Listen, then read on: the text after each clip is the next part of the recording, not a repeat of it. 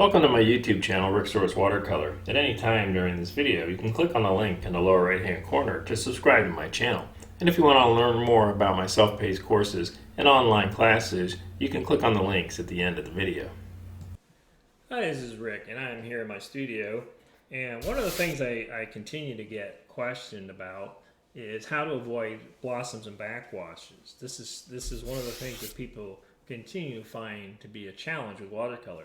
So I thought I'd do a short video today just to show you 5 examples of situations that can cause backwash and blossoms.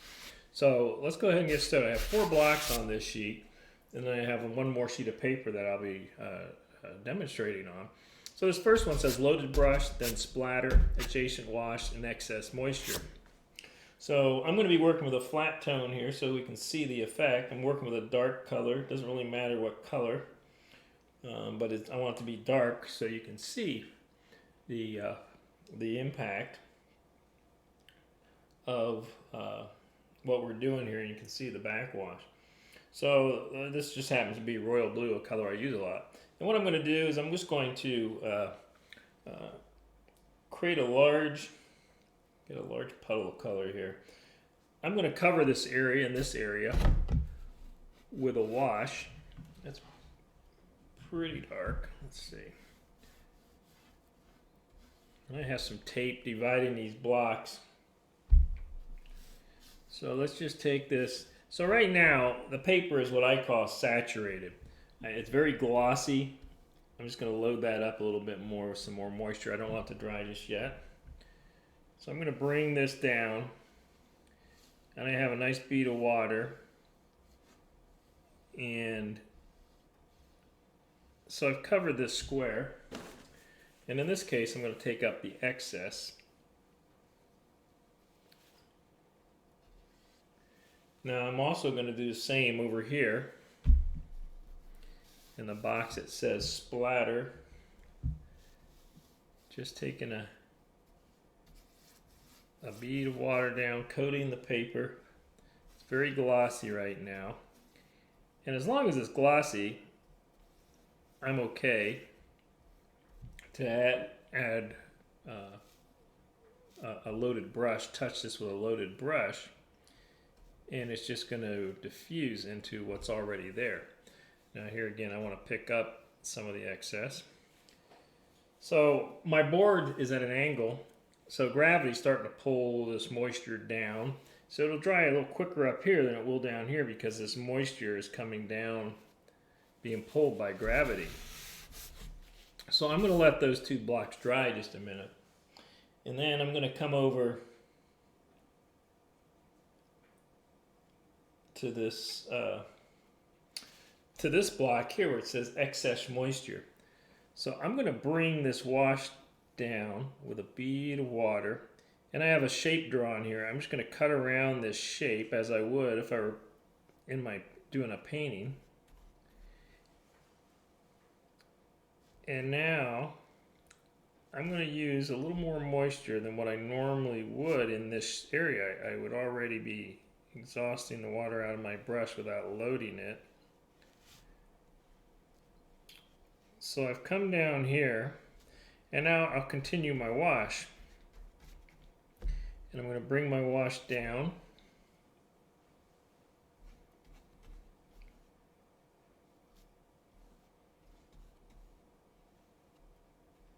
So let's just pretend this is a building or something, doesn't really matter. So I brought that down, and here I picked up the excess moisture. And in this situation, I'm going to leave it. So what I have right now here is a bead of water, which is more than what I need, it's excess, and a bead of water that I left down here. So I'm going to let those 2 sit for a while. And so we'll keep an eye on those. Now, in the meantime, my washes up here are starting to dry. They're still a little shiny. And while I wait a second more, I'm going to mix a color here. I'm going to use another color. And I paint this. So let's use color we're going to use here. We'll use a, I'll just use a green. I'll use a sap green here. So I'm going to mix some sap green.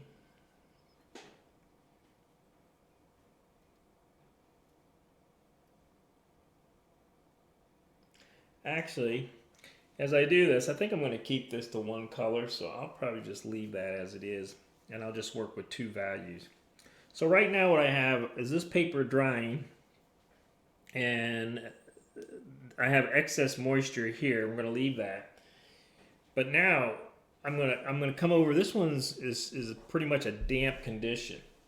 And when something is a damp condition, the water is starting to be absorbed into the paper, but the pigment can be moved around. So now if I'm over here somewhere painting and I'm careless and I accidentally splash some water, if I get a few drops onto that, you can see what happens. You can see instantly. Because while the water is, when it's saturated, there's still water floating on the surface and the paint diffuses and just becomes part of that wash. But as it starts to get more of a damp condition, it's kind of a satin finish. That water's been absorbed in the paper, but it's not set, so the pigment will move around. So when you drop some water into that, it's still going to start to move some pigment. It's starting to dry, and you can see I got a drop there, and it's creating that blossom or the backwash. So that paper was damp. So if I'm careless and I'm painting, or if I'm moving my brush overhead and I just accidentally drop some water on there, I'm going to see a backwash. Now, let's say I had an area here when I wanted to come back in and touch, and maybe I want to try and make it a little darker, and it's damp.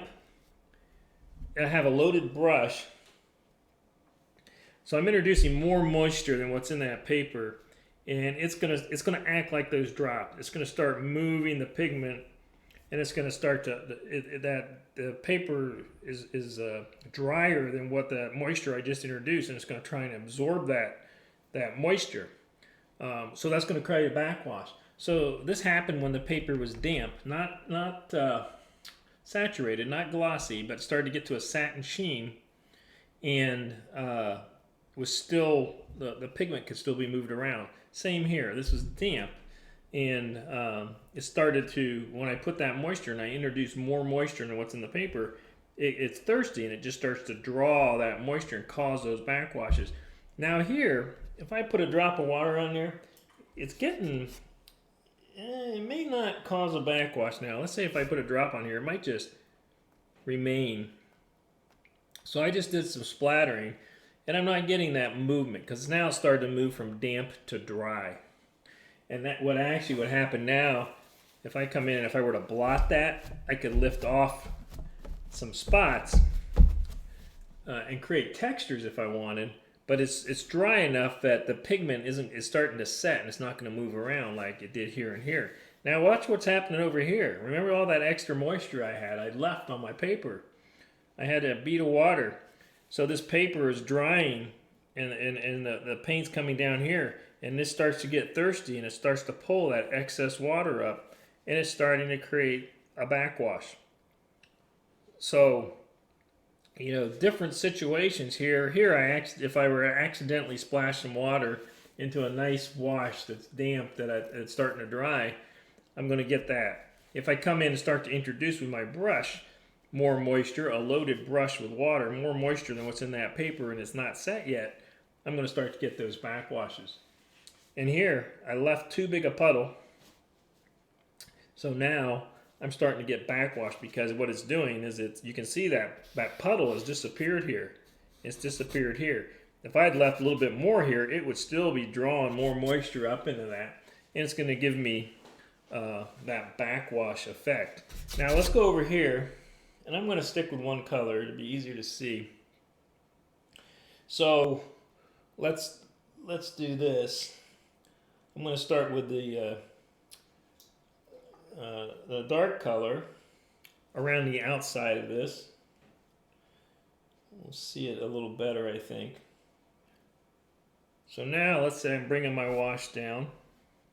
just as I did in the others.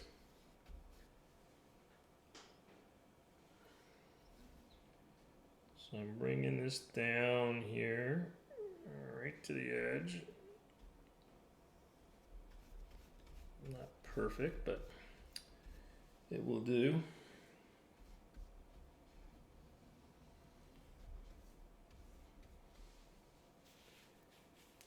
So now I have a wash, and here I'm going to pick up the excess, so I don't want to have this. So we're going to let that sit there for a second. Because right now, it's saturated. Because what I'm going to do is I'm going to come in, I'm going to paint the center of this with a lighter value mixture of this same color. If I were to come in now, what's going to happen, I'm just going to get soft edges. This paint's going to rush in. It's still very glossy. And if I come in here and put a wash on, it's very glossy. And it's just going to meld together and create soft edges and be a little lighter here. And it's not going to be a big deal. But as this dries, which it's doing, it starts to get more towards a damp condition. What's going to happen when I come in here and paint this shape with a lighter value, it's going to start to create some of this backwashing effect, because it's going to draw, it's going to want to draw the moisture out of here into here if I let this dry enough. Now, if I had let this set to where it's gone past damp and the pigment's starting to set and starting to move towards dry, even though it's still bubble a little dry, I'm not going to get that spread. It's not going to move the pigment like that and not going to diffuse. It would just create a bit of an overlap on this edge. But I'm letting this dry and get to a damp condition. But you can see, introducing extra moisture into a damp, these are all done under damp situations. And here, this wasn't done under, I didn't apply anything to this when it was damp. I applied it all very saturated, but the problem is I let moisture sit here, a big bubble of paint, and this started to dry. And as it started to dry, it starts to pull all that moisture, that excess moisture, right back into it like a paper towel. And that creates the backwash condition. So I'm looking at this. We're getting pretty close. And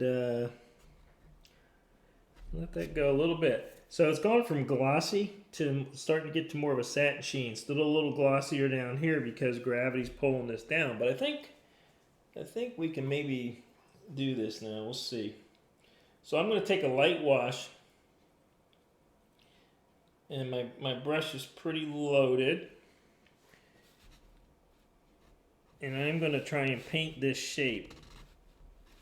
Right, so I'm going to put a wash on this shape. I'm going to try and stay within the lines. But you can see already, as soon as my loaded brush touches the edge, which is damp, you can see the backwash starting to happen. You can see all around this perimeter, I'm getting backwash. Why did I get that? I got that because this paper where I had painted it was damp. So it's not dry, the pigment's not set, pigment can still be moved, the paper's thirsty, and I didn't wait to paint this. So while that was damp, I came around. So even though I kind of came up to the edge, it's still, this is saturated now. It's got extra moisture, and this paper is thirsty. So you can see how it just, like a paper towel, just starts to absorb that. So how do I avoid that? What I need to do is, in this situation, if this is what I wanted to do, let's say I wanted to paint this dark flat wash, and then I wanted a light flat wash in this small shape within it. I either need to, there's two ways I could do this. One, I could paint this dark shape, dry it completely, then come in and glaze over this block. That would be one way. The other way would be to paint this light value over the entire area, dry it completely, and then come and put a darker wash over around it than dry it. The key there is between the layers, it needs to be dry. If it were saturated and I tried to do this, it's just going to get absorbed into all the water flowing around. And if it were, but if it's damp, this is the situation I'm going to get. So after I put the one, what I really need to do is dry it if I want to maintain nice hard edges. So you can see here 4 different conditions causing backwash. All have to do with excessive moisture on damp paper.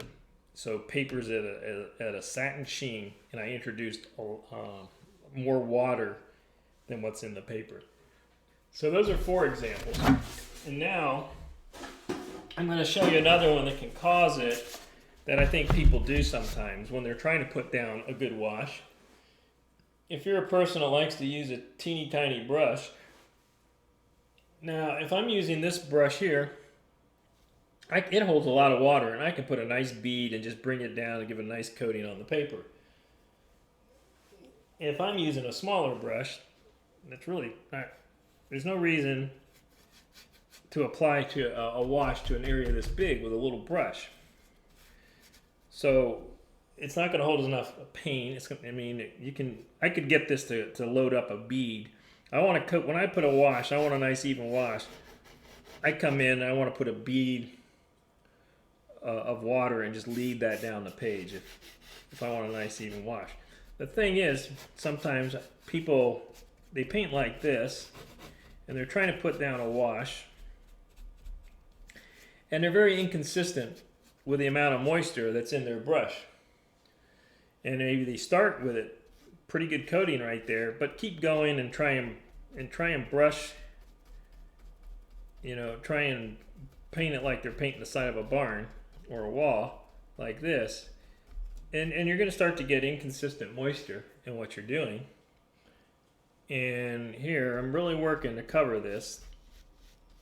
One, I don't really have the right brush to cover this with a wash, but I'm doing it.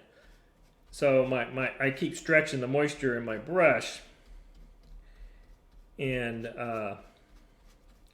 some areas get a pretty good covering of moisture, and other areas are a little dry. So right now I've been scraping along to get that right. So let's come back here.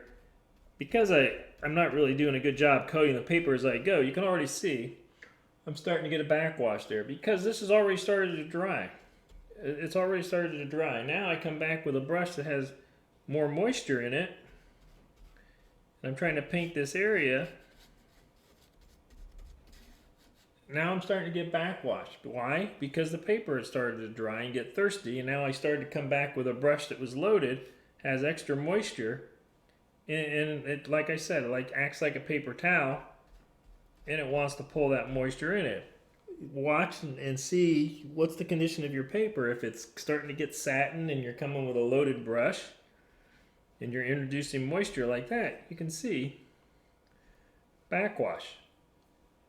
Okay, the first problem I started with is really I need a bigger brush to cover this area. This is too small a brush to really use for a wash, because for what I just showed, you're going to labor to cover it, going to get poor coverage with the moisture.